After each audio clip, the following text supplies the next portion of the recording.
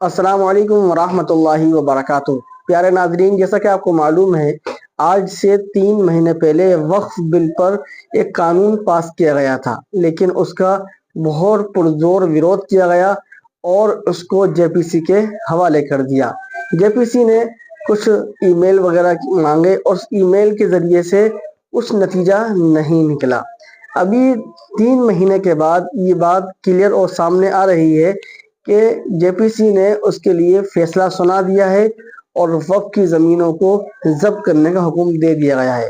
चलिए सबसे पहले ताहिर हुसैन उनकी ज़बानी कि कितनी शानदार और ज़बरदस्त बात कही है, तमाम मुसलमानों को ज़रूर सुनना चाहिए। वीडियो क्लिप आपकी स्क्रीन पर। आज जिस तरह से जेपीसी की मीटिंग में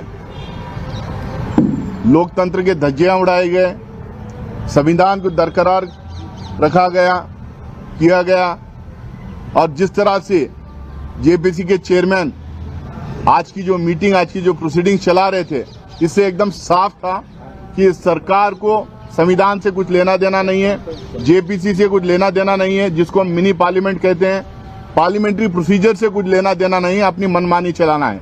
इसीलिए हम बार बार कह रहे थे 2024 के चुनाव के आसपास कि ये सरकार को अगर 400 से ज्यादा सीटें मिले तो ये संविधान बदलने का काम करेगी। ये संविधान बदलने का इनको मौका तो मिला नहीं, इनको देश की जनता इनको सबक सिखाई है, लेकिन उसके बावजूद ये बिट्स एंड पीसेस में संविधान को खत्म करने का काम कर रहे हैं। आज जिस तरह से अक़लियतों के हकूक को दबाया गया, जिस तरह से अक़लियतों को खत्म करने की एक साजिश आज की मीटिंग में की गई, उससे एकदम साफ जाहिर है कि ये सरकार किसी भी तरह से इस देश में 2 तरह के लॉ लाना चाहती है। उसमें एक उन लोगों के लिए जो अक्सरियत में है, एक लॉ उनके लिए जो अक़लियतों में जो मेजॉरिटी में है, ये उनके लिए जो माइनॉरिटी में है। इससे एकदम साफ जाहिर हो रहा था जिस तरह से प्रोसीजर्स को बाईपास कर रहे थे।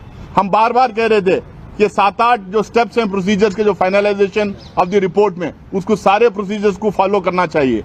हम बार बार ये कह रहे थे कि इसमें डिटेल डिस्कशन होना चाहिए, लेकिन जिस तरह से राजा साहब ने बताया कि उनके लिए complete disregard to the parliamentary procedures, आज उन्होंने आज का सेशन चलाया, आज की मीटिंग उन्होंने चलाई है। जैसा राजा साहब ने कहा, 95% जो स्टेक होल्डर्स आए थे, जो विटनेसेस बन के आए थे, वो इस बिल के खिलाफ उन्होंने अपनी बात रखी, ये बिल का विरोध करके उन्होंने गया है।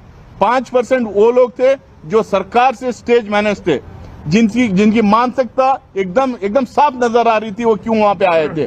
ना वो स्टेक होल्डर थे, ना उनको वक्त से कुछ लेना देना था। हम कह रहे थे कि ये 95% या 100% जो स्टेक होल्डर्स आए थे, उनके मिनट टू मिनट उनका जो मिनट्स है वो हमारे सामने रखा जाए, सारे मेंबर्स को दिया जाए, वो नहीं दिया गया। जो स्टेक होल्डर्स को हम लोगों ने सवाल जो पूछे थे, उनके जो रिप्लाईज आए थे, उसका हम लोगों ने पूछा कि उसको सारे मेंबर्स को प्रोवाइड करो, लेकिन उसका कोई खुलासा नहीं था। उसने हम लोगों को कोई उसका सर्कुलेशन नहीं किया। हम लोगों ने कहा कि जो मिनिस्ट्री ऑफ माइनॉरिटी अफेयर्स, जो जेपीसी के इतने सारे प्रोसीडिंग्स में जो बैठी हुई थी, उनकी रिपोर्ट की कॉपी हम लोग को दें, ताकि उनसे हम लोग को पता चलेगा कि इसमें ये 34-35 मीटिंग जो चले उसमें उसका निष्कर्ष क्या है करके, वो दिए नहीं। पिछले 3 स्टेट्स में जहां हम गए थे, पटना, लखनऊ और बिहार में जो मीटिंग्स हुए, जिनको 7 दिन 10 दिन का टाइम दिया गया था रिप्लाई करने के लिए, वो रिप्लाईज हम लोग को प्रोवाइड नहीं किया गया। अचानक रात के 11:30 बजे ये कुछ अमेंडमेंट जो प्रपोज किए गए थे, वो अमेंडमेंट को कंसोलिडेट करके हम लोग को भेजते हैं और कहते हैं ये कल क्लॉज टू क्लॉज डिस्कशन है। भाई, जब स्टेक होल्डर्स की डिपोजिशन हो गया, जब विटनेसेस आके चले गए, जब मिनिस्ट्रीज आके डिपोज किए, उसके बाद में जेपीसी के मेंबर्स को आपस में क्लॉज टू क्लॉज डिस्कशन करना चाहिए।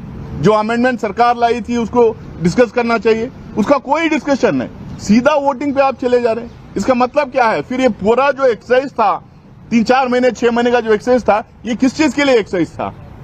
अगर हम क्लॉज टू क्लॉज डिस्कशन नहीं करेंगे, जैसा परसों मैं आपको बता रहा था 3 दिन पहले यहीं पर, हमारे इतने इसमें लॉस हैं जो स्टेट ने एनाक्ट किया है, जितने अलग अलग स्टेट में लैंड को लेके है, लैंड रिफॉर्म्स को लेके, लैंड सीलिंग एक्ट्स आके हैं, इनाम अबॉलिशन है, जागीरदार अबॉलिशन है, ये कई उसमें लैंड को लेके कई लॉस हैं।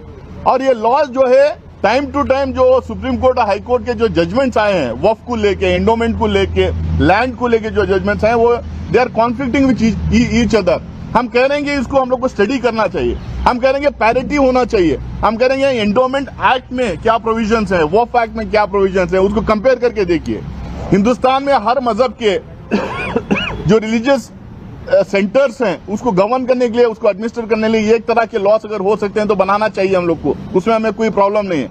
लेकिन अब एकदम साफ इसमें दिखाई दे रहा है कि वहां पे एंडोमेंट मुजराई डिपार्टमेंट के लिए अलग लॉस है, वक्फ के लिए अलग लॉस बनाए गए हैं। यहाँ पे हम लोग को ना बोलने दिया गया, ना हमारे अमेंडमेंट्स के ऊपर बात रखने दी गई। जो मूवर है अमेंडमेंट का उसको एक दो शब्द जनरली पार्लियामेंट में बोलने दिया जाता है, यहाँ पे बोलने नहीं दिया गया और पूरे तरह से बुलडोज करके इस बिल को लेके आ रहे हैं। सिर्फ और सिर्फ इनकी मंशा ये है, एक दिल्ली इलेक्शन में उसका फायदा उठाएं, दूसरा इनको जो है ये माइनॉरिटीज को इस देश में सेकेंड ग्रेड सिटीजन बनाने के राह में जो है उस डायरेक्शन में ये पहला स्टेप है। वो मुल्क की माइनॉरिटी के साथ, वक्फ बोर्ड के साथ एक मजाक किया गया है, जो कॉन्स्टिट्यूशन को बिल्डोज किया गया है, जिस तरह से प्रोसीजर को खत्म किया गया है, इससे ये एक मजाक लगता है कि ये जो बिल लाया गया एक मजाक था और वक्फ से इससे कोई भला नहीं होने वाला है, बल्कि वक्फ की लूट करने के लिए ये एक प्रोसीजर जिसमें कोई प्रोसीजर फॉलो नहीं। तो देखा आप लोगों ने कि किस तरह साजिशें रची जा रही हैं इस्लाम के खिलाफ और वक्फ बिल को पास करने की पूरी तैयारी है। आपकी क्या राय है इस क्लिप के सिलसिले में हमें कमेंट सेक्शन में जरूर बताएं। मिलते हैं किसी नई बयान नए अपडेट के साथ। अस्सलामु अलैकुम वरहमतुल्लाहि वबरकातुहू।